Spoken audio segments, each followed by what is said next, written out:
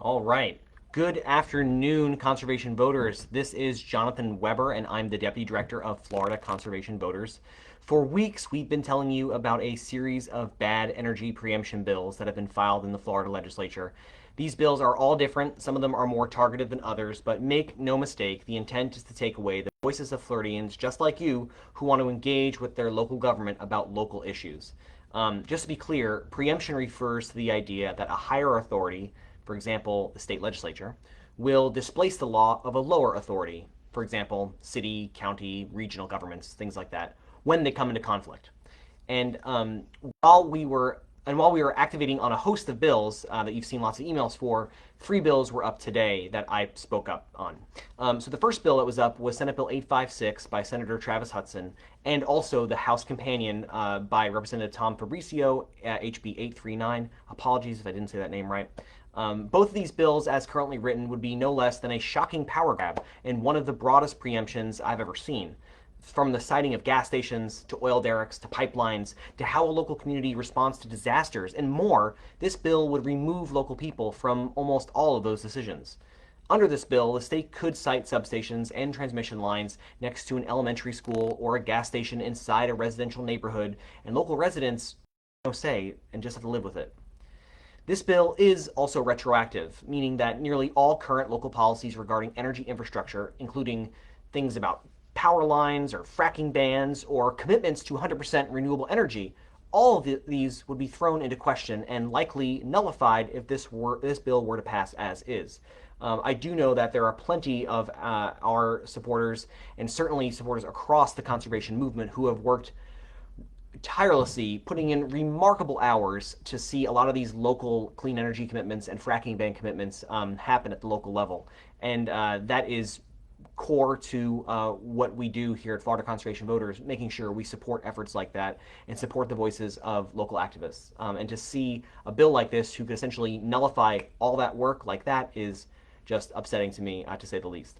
But likely the most damaging part of this legislation is that it also preempts any law that may have the effect of impacting energy infrastructure. So may have the effect of is the key phrase. So it is impossible to know, really, how many local laws or ordinances will be impacted just because there is an incidental impact. Even the House staff analysis cites this as a concern. So the other bill that was up today was Senate Bill 1128, which is also by Senator Travis Hudson. And that bill has been amended, but what it does, it will take away local governments' rights to decide how our homes and businesses are powered. Bills with the same language have been introduced in other state legislatures all over the country as part of nationwide assault by the oil and gas industry. The bill will prevent municipalities from moving away from outdated gas-powered building codes to modern clean energy building codes. The legislation would effectively make any commitment to 100% clean energy communities impossible. It just really makes it difficult. So I spoke against all 3 of these bills, and as did many of our colleagues in the environmental world up here in Tallahassee, and I thought they all did a fantastic job. And some legislators asked some really fantastic questions of both sponsors. Unfortunately, the bills passed, but not without significant requests from other members that the bills were too broad and that they needed to be improved. This kind of thing doesn't happen all the time, so seeing this kind of demand happen from members of the same party, all sorts of members, like it wasn't just some random opposition party member saying you need to improve the bill. It was members of their own party saying please improve it. That's a really good sign, I think, and I would expect definitely that we're going to see what's called a strike all or delete everything amendment, which will come out before the next time the bill is heard in committee. And who knows, maybe the bill will be pared down a lot and we can ignore it or support it even. I don't know if that's going to happen, but stranger things have happened in the world. So we're holding out hope for a better bill down the road.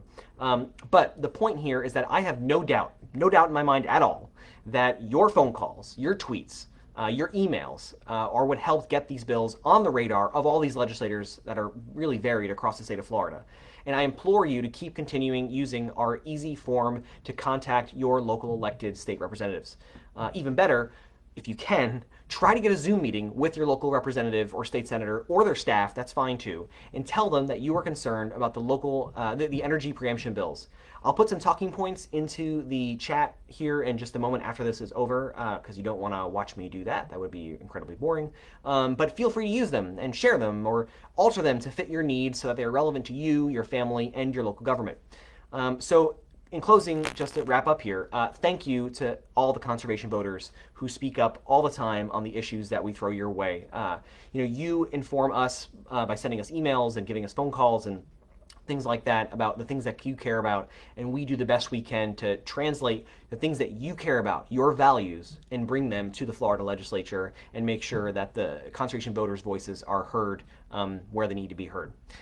So thank you so much. Today was not a win by any means, let's be clear, but our work is having an impact. Okay?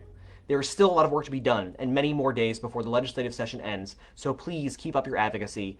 Remember, if your legislators don't hear from you, they will only hear from the high-priced corporate lobbyists that dominate Tallahassee politics. They need to hear from you. Your voice matters. So thank you so much for all that you do, and I am looking forward to talking to you more in the future. Thank you.